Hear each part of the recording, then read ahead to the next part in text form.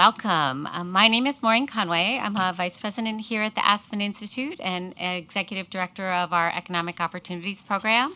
And it is my great pleasure to welcome you to today's conversation, How Good Jobs Support Small Businesses, Lessons from the Shared Success Demonstration. So we're here talking about this demonstration in 2022 with the generous support of the Gates Foundation. The Aspen Institute's Economic Opportunities Program launched the Shared Success Demonstration. This initiative supports 11 unique community development finance institutions, or CDFIs, as we like to call them.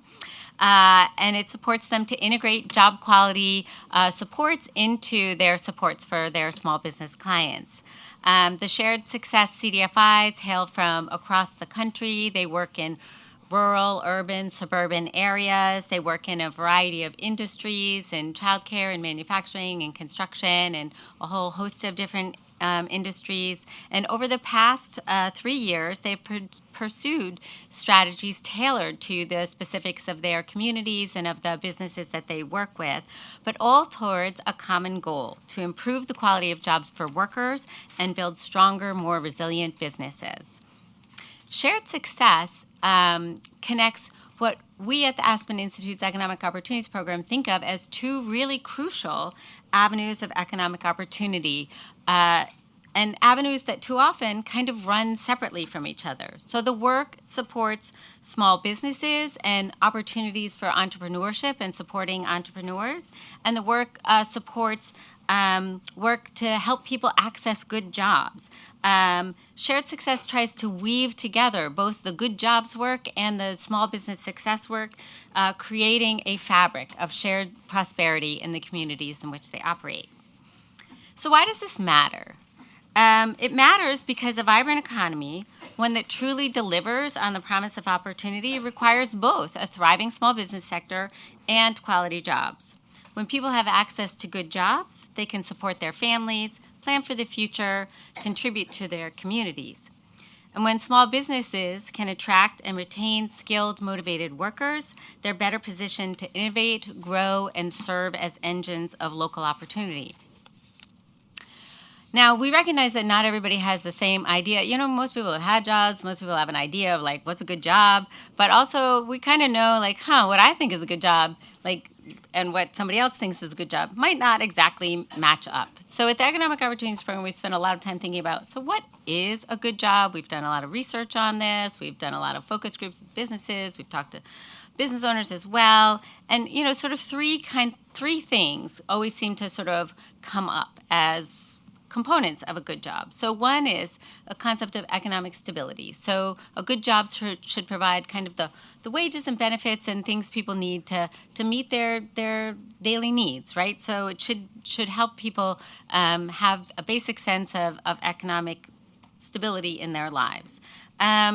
It should provide some kind of opportunity. So this could be opportunity to learn new skills and grow. This could be opportunity to advance in a particular career path, or it could just be the opportunity to build wealth and sort of a nest egg that allows you the ability to plan for your future. And then the third thing is sort of one it's a little bit more intangible, but it's no less important, which is this idea of respect. The idea that your work is valued, that you are treated fairly and with due consideration, that you have the ability to express, you know, your views on how work should be done, and those views will be respected and taken into account. So those are the three things that come up in different forms and in different ways. People might emphasize different aspects of it. And I'll just say as a side note, and it may come up in our conversation today, when we encourage organizations to think about how they look to advance job quality, we encourage them to think about what are the aspects of job quality that are meaningful for the work that they do, and really to kind of build a definition that helps them guide their work. So all of that is to say that's how we think of what is a good job, and I think that encompasses a lot of things. But you may have other aspects that you think should be front and center, and that's great. Like, many definitions can be okay in this case. The other thing I wanted to mention about these three things, this, economic stability, opportunity, and respect, they're not luxuries, right? Like these are kind of, the basics. These are sort of the cornerstone of the American dream, right? If we're in a country that respects work and, hard work is supposed to get your reward, then these are the kinds of things we need to see in work and in workplaces. Yet far too many people in our country lack these things. And I often say we're facing a job quality crisis. Now, there's a lot of dimensions to job quality, as I mentioned, and many of them we don't have very good data on, but we do have good data on wages. And according to the Economic Policy Institute, more than 26 million people in the United States earn less than $17 an hour. So that's really not a livable wage in most parts of the country. And that just makes it really challenging to do a good job, right? I often say if you want people to do a good job, they need to have a good job. And many of these workers who earn these low wages, we know, are employed by small businesses. But the good news is we don't have to think about small businesses as the problem because really they can be part of the solution, and that's what we've been learning in Shared Success. We've seen that small businesses really can make meaningful differences in the quality of jobs that they offer to their workers. We've seen that when they do, it's not only good for their workers, but it also can strengthen their business. And we've seen that the community development finance institutions that we've been working with through their services really can make a meaningful difference in how businesses make choices and operationalize job quality in their business. So today we're really excited to share what we've learned on this journey, what's worked, what's been challenging, and what's possible. And so we're just thrilled to have you all with us for this conversation. Before I launch into our next panel and everything, I will just note, so first of all, today's conversation is divided into two panels, and I'll welcome our first panel in just a minute. But we're also joined by many people virtually, so I want to spend a moment going over our technical details here. So I will just note that all of the virtual attendees are muted, but we welcome your questions. Please use the Q&A button at the bottom of your screen. Someone will be monitoring questions and can hopefully share them with us here. We also encourage you to share your perspective. I know many of you joining us online, as well as folks in the room, have experience with these issues. So please share your comments, ideas, resources in the chat as we go along. We always appreciate your feedback. Please take a quick moment to respond to our feedback survey at the end of the webinar. It should pop up in your browser. We encourage you to post about this conversation. You can also do that in the room, although silence your phone. Our hashtag is TalkOpportunity. And if you have any technical issues, please contact us. You can either put something in the chat or contact us at eop.program@aspeninstitute.org. This event is being recorded and will be shared via email, posted on our website. And closed captions are available for this discussion, so please click the CC button at the bottom of your screen to activate them if you would like. Whew. Okay, now that we're done with that, it is my great pleasure to welcome our first panel for today's conversation, examples of how small businesses and CDFIs are working together to advance job quality. My colleague Lauren Starks, Director of the Good Companies, Good Jobs Initiative at the Economic Opportunities Program, will moderate our discussion today. And joining Lauren is Eunice Straighthead, co-director at Oyate Studio, based on the Cheyenne River Reservation. Laura Owens, Chief of Staff at VChief and consultant for Four Bands Community Fund in South Dakota. Tristan Bredehoft, co-owner and founder of Cafe Rica in Battle Creek, Michigan. And Israel Flores, Director of Business Services at Northern Initiatives in Michigan. So Lauren, let me turn it over to you. Thanks so much, Maureen, and thank you to everyone joining us today. I echo that over the past 3 years, EOP has worked closely with our Shared Success cohort. We have learned so much about how CDFIs across America are integrating job quality support into their small business services with the goal of improving job quality for small business employees and building greater resilience. This is such an important time for this work, as we all know, and one of the inspirations behind this project is that it's brought us insights about purpose, but also about possibilities. We have learned about why job quality matters to small businesses, but also very importantly, how it can be done, how it's possible. So in this first panel, we're going to explore the value that small business owners see in investing in job quality and learn more about their experiences partnering with CDFIs to move that work forward. We're also going to explore how CDFIs are supporting small businesses and learn more about how CDFIs writ large could build a focus on job quality into their advising work. So I'm really happy to be here today with 4 phenomenal panelists. We have 2 small business owners with us alongside an expert they are partnering with at 2 CDFIs that are in our shared success demonstration. I'd like to start the conversation by asking each of you to introduce yourself and your organization's work. So we'll start with you, Eunice. Welcome. It's a privilege to have you here with us as co-director of Oyate Studio. Oyate has such a powerful mission of improving the lives of women and their families on the Cheyenne River Reservation. Can you tell us more about that mission and about your role as co-director? Betu ashte, yuha ayushki nape chuyus papi yuha taya atachiapi, washichua yunistre heda machiapi na lakotia wachakpi wiakpapa wiamachiapi, wakba washte oyanke elwatie. Hi everyone, my name is Eunice Strayhead. I am the co-director of Oyate Studio. I'm Minnie Koju Lakota from the Cheyenne River Reservation, and I'm also the 2024-2025 Miss Hesapawi. I am here to represent the Cheyenne River Reservation and also Oyate Studio. Oyate Studio is basically based on cultural revitalization through the arts, traditional and contemporary, without the professional development and help of 4 bands and also everything that we do there. We provide a place of community. We create star quilts, leather belts, leatherwork. Like what I'm wearing today is very similar to it. Yeah, I would definitely go into more depth, but we do have a website and Instagram. We just kind of, do a lot of different things. But I'm really happy to be here and see everyone. It's an honor to be here. It's my second time in Washington, D.C., and it's very welcoming. Thank you so much, Eunice. Laura, welcome. Thanks for being with us. 4 Bands has been a participant in the Shared Success demonstration for 2 years. I know that you're not technically part of the 4 Band staff, but I understand that you've had a big role in their journey so far. I think it's really interesting how you're bringing a lens of nonprofit technical assistance, and also you've had a strong focus on building capacity in rural communities. Can you tell us about how you've been partnering with 4 Bands and Oyate?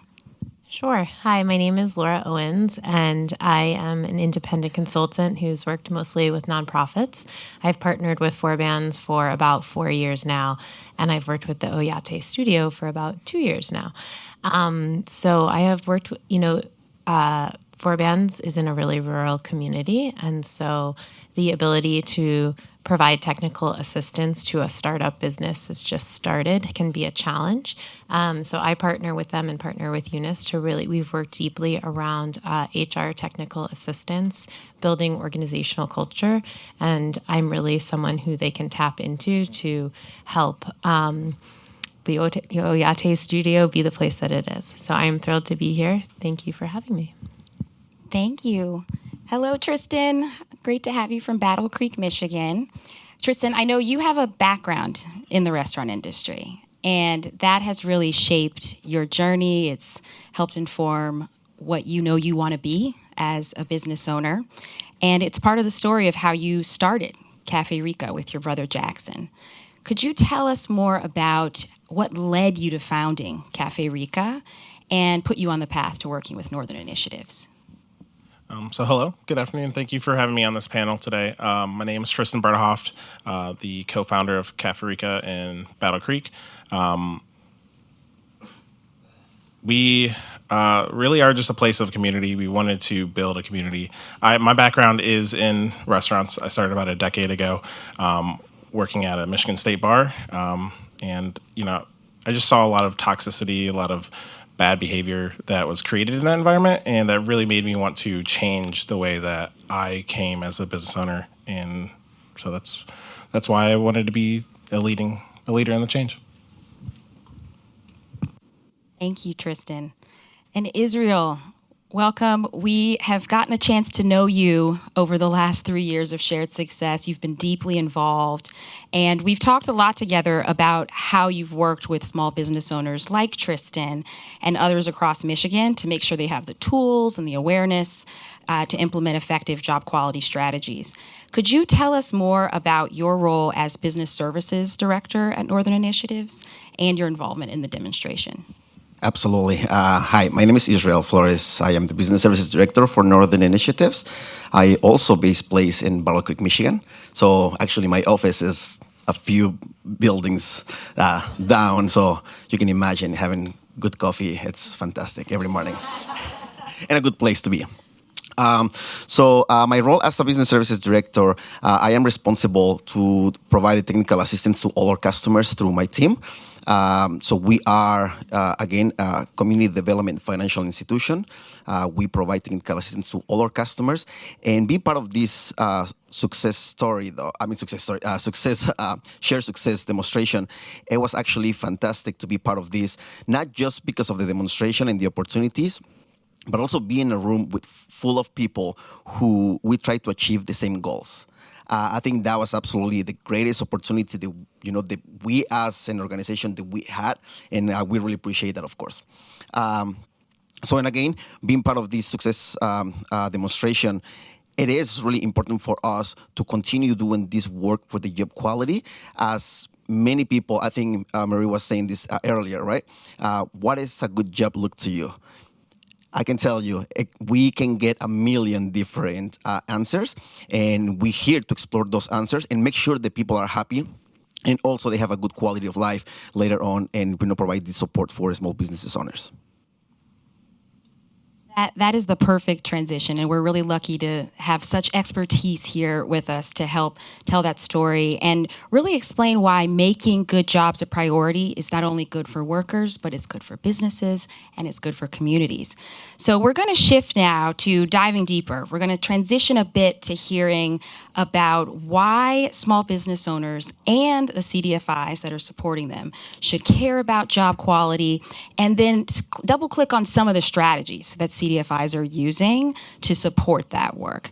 So Eunice, I want to start with you and get some perspective on why job quality is so important to the mission of Oyate Studio, and also just hear how have you and Forbans been partnering to create quality jobs? Well, right now it's a lot of professional development. There's not a lot of opportunities for artists now, because right now they're primarily artists. A lot of them didn't know how to sew, and they came in and were able to understand what's the process behind professional development, the responsibility behind it, accountability, being able to reach that sort of, it's a learning experience for me as well. Forbans has taught me a lot of the foundations of what I need to do, how I can apply myself in the best way possible other than just showing up. There's a lot more to it. So they were able to provide me role models in a way, because I see them as aunties. They're co-directors, but I grew up with them. Me and Raya are both co-directors. We both grew up on the reservation. We both came back, got our degrees. Right now I'm in my master's program, and being able to look up to these women that they're able to give back to their communities as a nonprofit, as a CDFI.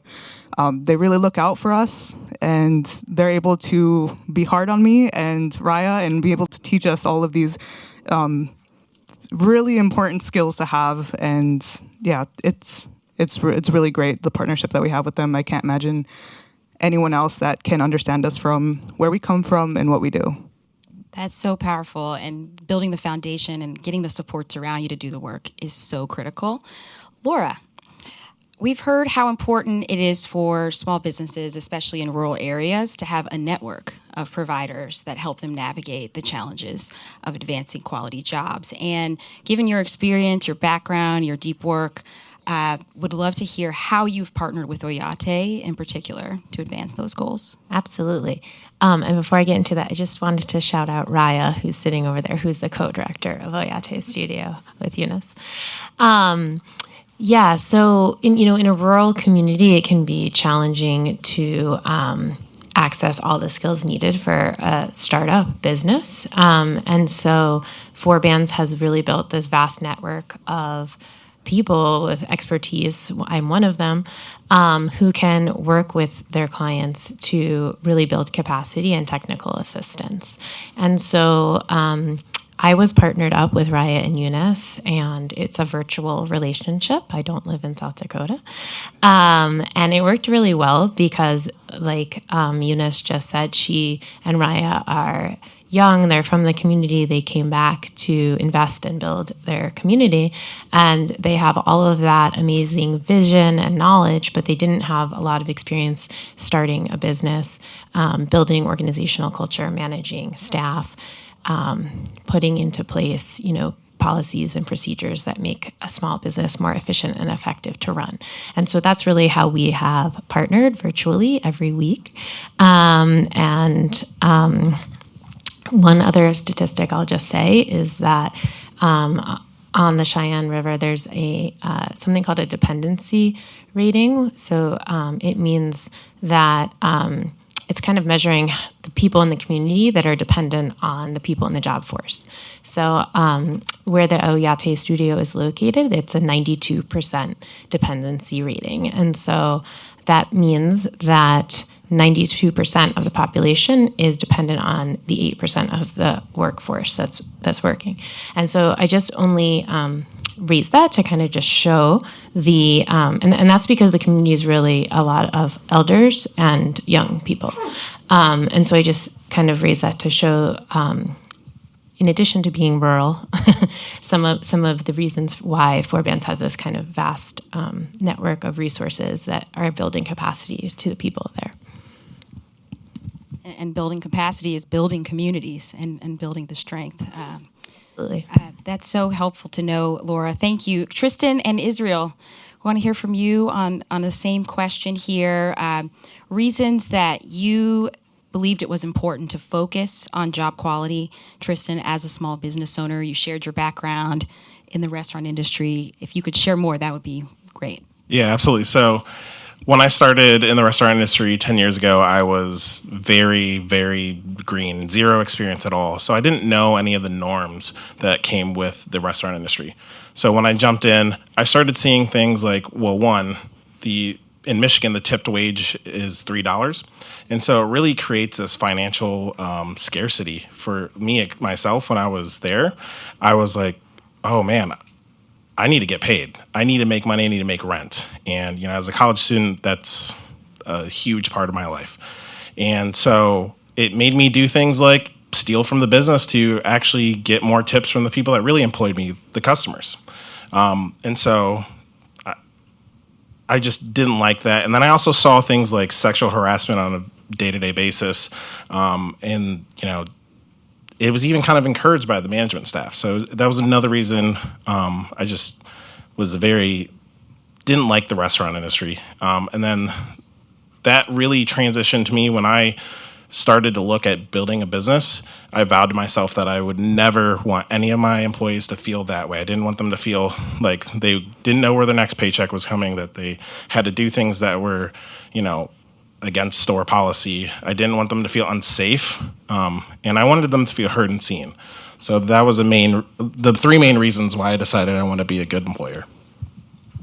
And just to carry on, can you tell us more about your work with Good for Michigan and the path that led you to Northern Initiatives? Yeah, so because that was the mission that we led with compassion, Israel noticed that. He saw what we were doing for the restaurant industry, what we were doing to be a good job. And so he approached us and was like, hey, here's some extra training, some extra resources that could help you move that mission forward. And so then we got connected with the Good for Michigan team and went through a cohort, and it really opened up what is possible to be a good job. It's not just about pay. It's not just about PTO. It's about respect, being good for the community, being good for the environment.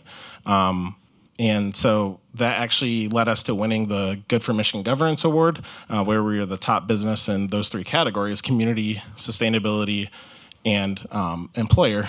And that actually led us to our next goal, which is wanting to be B Corp certified. And so we're trying to get that done by the end of 2025.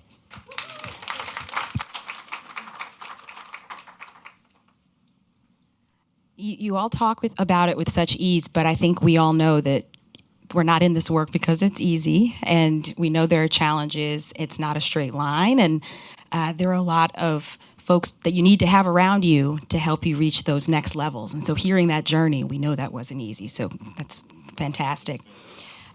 Speaking of these challenges and lessons learned along the way, I want to pivot to thinking with you about how has, particularly you, Eunice, Forbans been a part of the process of overcoming challenges in the process of advancing quality jobs at Oyate? Like Laura said, the dependency rates.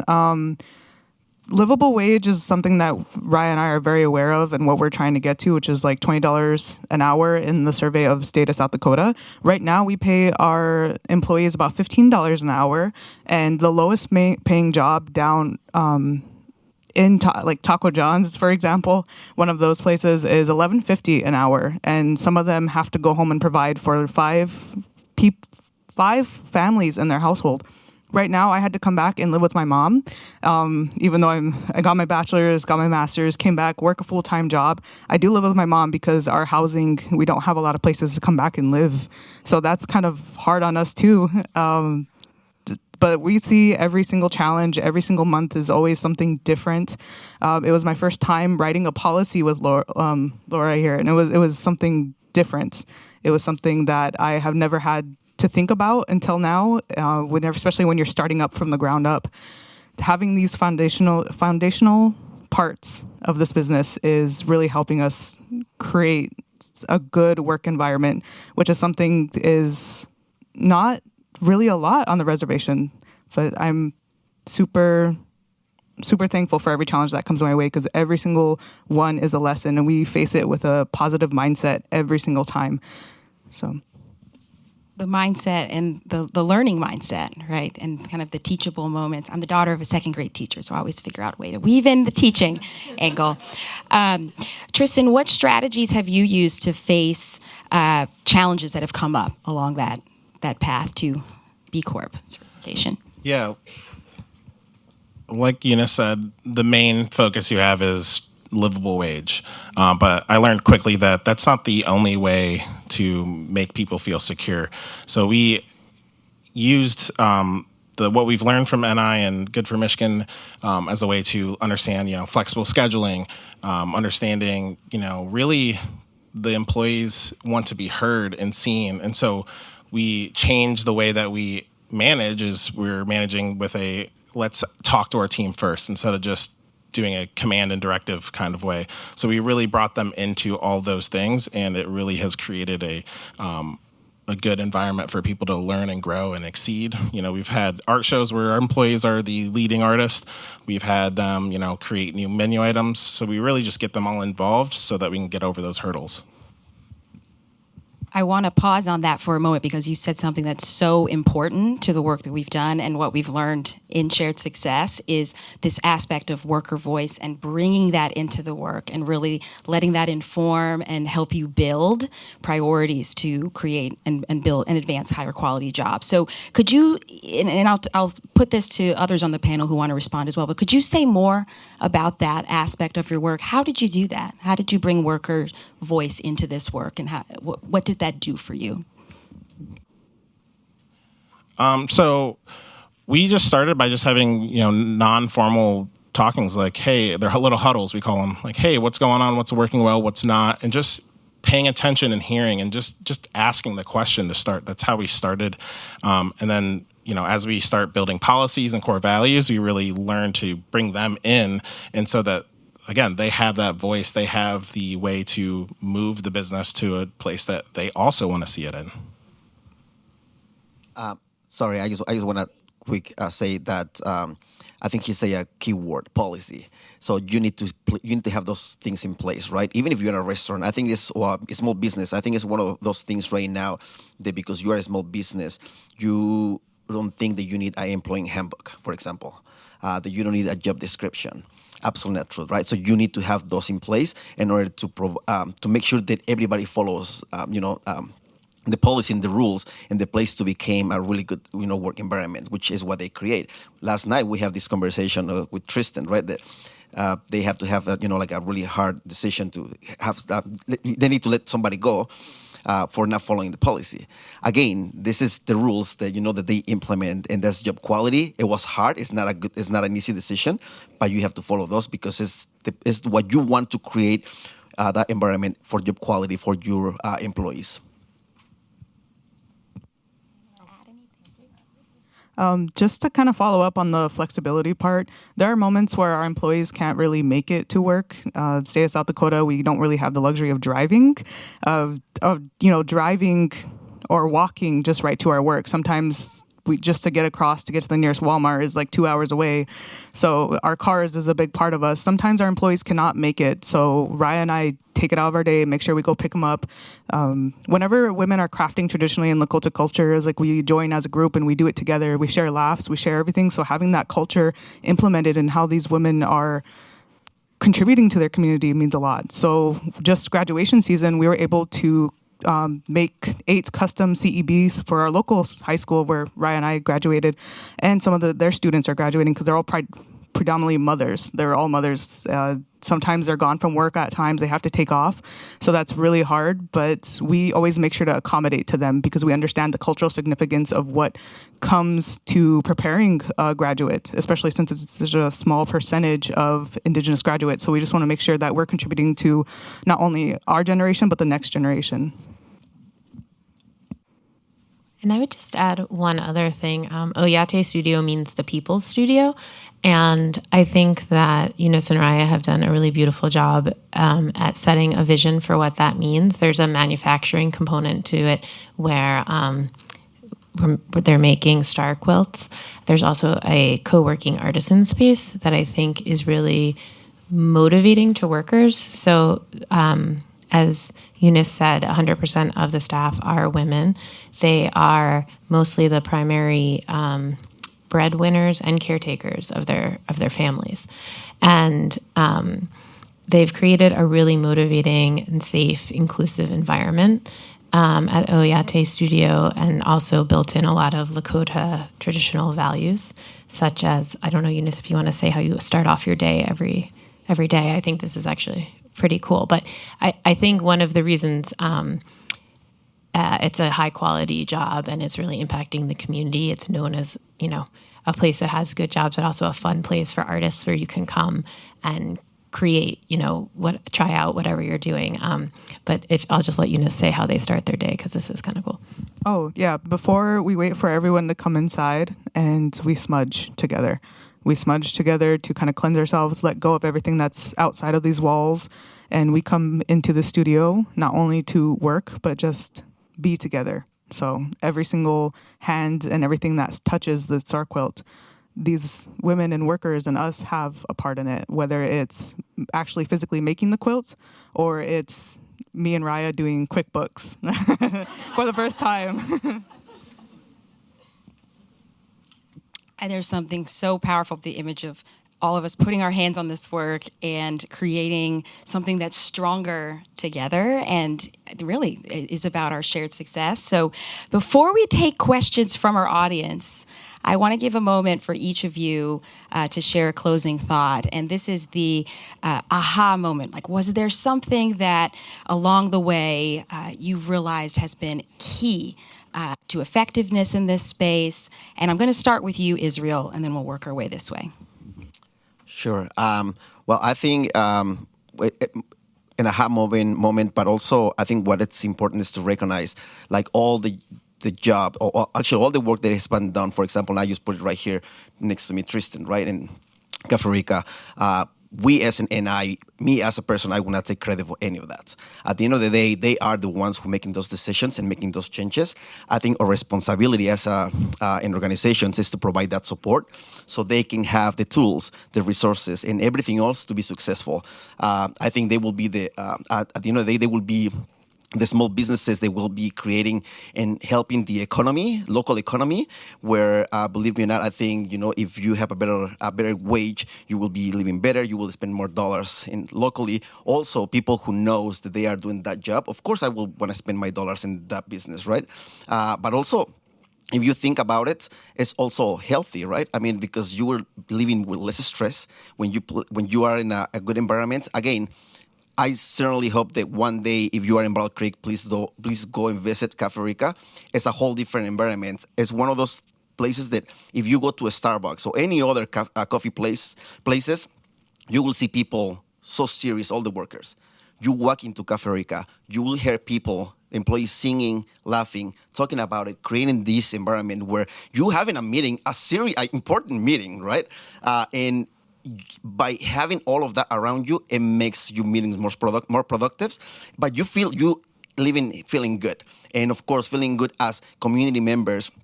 Love to be there, and also you see the employees, really happy. One of the aha moments, I think it came right before Northern Initiatives linked us up with Good for Michigan, but was that, while pay is great, it's not everything that makes it a good job. And, I was having a meeting with a former employee that I was like, hey, I want you to stay. Here's more money. And they still chose to leave. And then when I started going through the Good for Michigan cohort, I understood all these vast different things that a business can do to make it a good job. Now, at first, that was a little, daunting. I was like, whoa, there's so much to do. But then it kind of clicked with me. I was like, there's so much to do. I can start anywhere, start small, and just work my way up as long as the goal is to get better. It's all about the progress. It's not about what's ahead of me. I think for me, the aha moment with Oyate Studio was really around flexibility. As I mentioned, our workforce is 100% women, and we were having trouble given schedules, kind of doing a consistent, 8-hour shift. And so what we ultimately are still continuing to work on is, the women can go home after school to care for children. We're very flexible. They can go back over in the evenings if they have availability or on the weekends.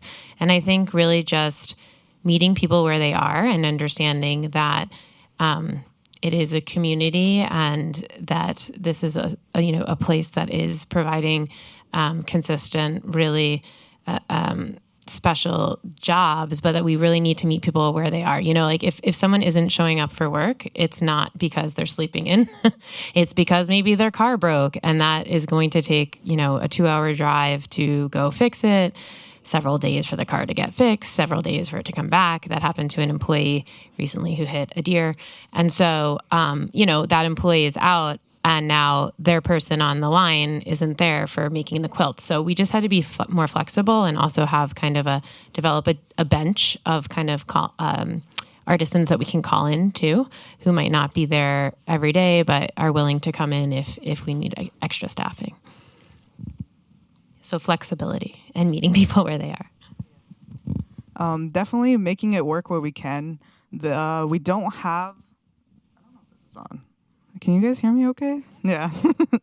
We're really good at making do with what we have. If there's one mindset that Ryan and I go in with our leadership and four bands, is that we make it work with what we can. We rely on our community. We rely on other people. Our small business, we had to get used to a new POS system, inventory, and what we did is we went to go visit other businesses and what they used, especially locally. That's what we try to do our best on. But my aha moment would definitely be when we had our partnership with Three Feathers, when we had our partnership with four bands, when just seeing the resources of people and their knowledge and skills and what they can provide for, the what this can grow into. we are just a seed and a little sprout right now, but we are hoping to become something bigger, and that is giving back to our community, next generations. My dream and Raya's dream is to have our own studio where we're able to give scholarships to Native students and just kind of grow bigger in the space. We already outgrew our space with how many employees we have right there right now, and just the support is the aha moment for me. Thank all of you for such an inspiring conversation. You've left us with such a moment. This is possible. We're going to take a couple of questions from our audience now, and we have team members throughout the room who have microphones. Raise your hand if you have a question, and we also have our audience online submitting questions. Good afternoon. My name is Laura Flam, and I'm with Kaiser Permanente's Impact Spending Department. My question is, what role would you like to see large institutions, especially anchor institutions like hospitals, healthcare systems, universities, play in advancing this work? Thank you.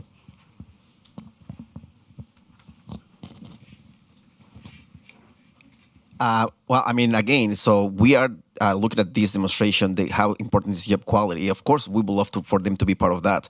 Again, creating those opportunities of not just to creating better pay, as we were talking about, but also the environment. I think many places, though, you will see that it's going to be a toxic places. Again, we're talking about these small businesses, but for bigger organizations and companies, we would love to see that. Again, to be honest with you, I would love to see bigger corporations sharing their profit, having a living wage or better wages for their employees, because they don't need all those billions of dollars in their pockets. They can easily share those with all the people, and I'm telling you, we will be a better place.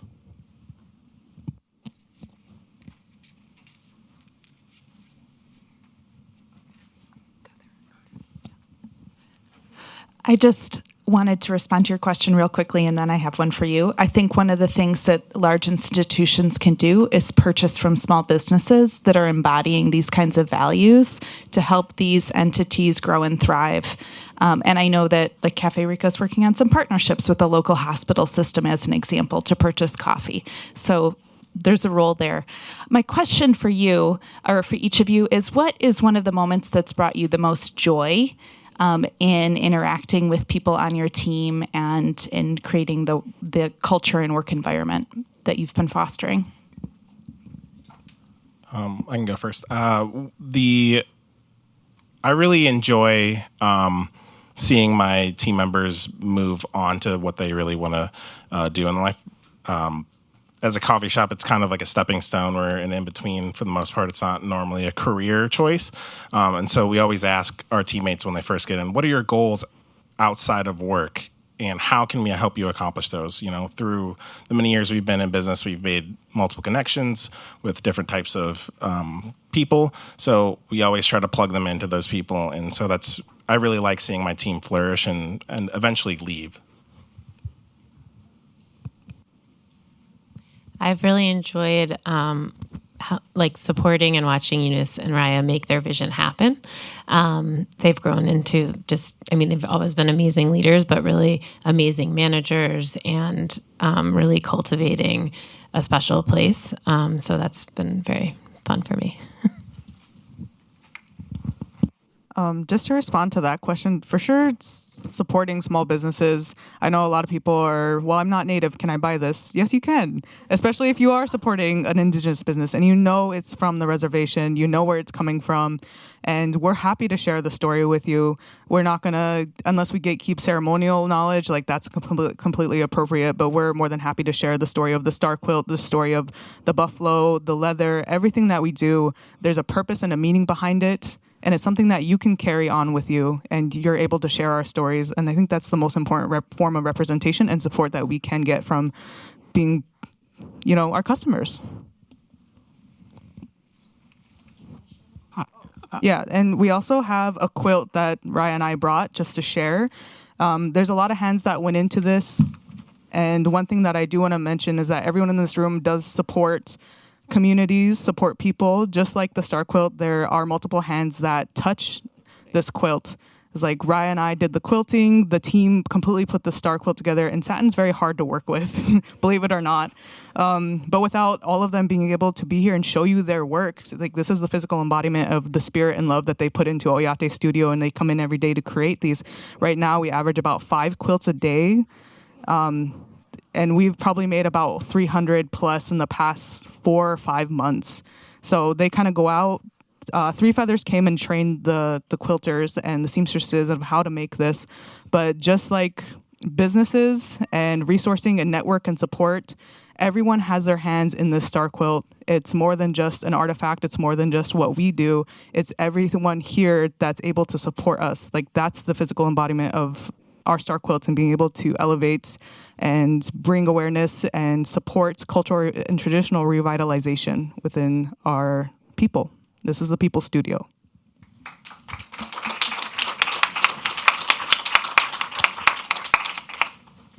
One of the problems I've always had with small business is how you deal with otherwise you work a job for a certain number of years and then you retire, and others, like bigger companies, provide post-retirement benefits like a pension, retiree health insurance, and things like this. I often see small businesses really only using workers in the way you described your restaurant. You work here for a few years, you help the restaurant prosper, you make some money, and then you move on to something else. There's really no long-term help for the people that actually worked for you, or maybe some guy might spend 20 years working there and leave, and he doesn't really have anything to take with him. So how does small business deal with that post-retirement issue? That is one of the biggest hurdles, yes. Now, I think the way that we can kind of counteract that is all these bigger corporations will charge you as much as they want. And I think small businesses just have to know what their worth is and start charging what the market is actually out there. For us, since we're close with, Israel's in our community, we see everybody so often, we get very personal with that connection. And so when we're thinking about our business and raising prices or just doing things that are better for the business to succeed and even survive, we end up getting, apprehensive about doing something that will help us bring in benefits for long term. So I think it's just starting with knowing your worth and charging that. We have time for one more question. Sorry, I think.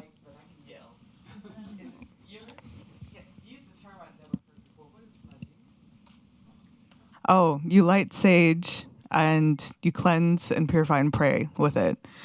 So that's what we do. We pick it up locally. Sometimes in the summer, we go as a team. Ryan and I went with a couple of other coworkers, and it was after work. And we went to go harvesting, and you give back to the land, and then you bring it, and we have it all over in our studio. So we're able to smudge and cleanse ourselves and purify ourselves from outside of the studio and outside the building, because we're not at work. And you put your love and thoughts and good things into the work that you're creating, it will reward you with something beautiful. Well, thank you all so much for the questions. This work matters, this work can be done, and it's more beautiful when we're doing it together.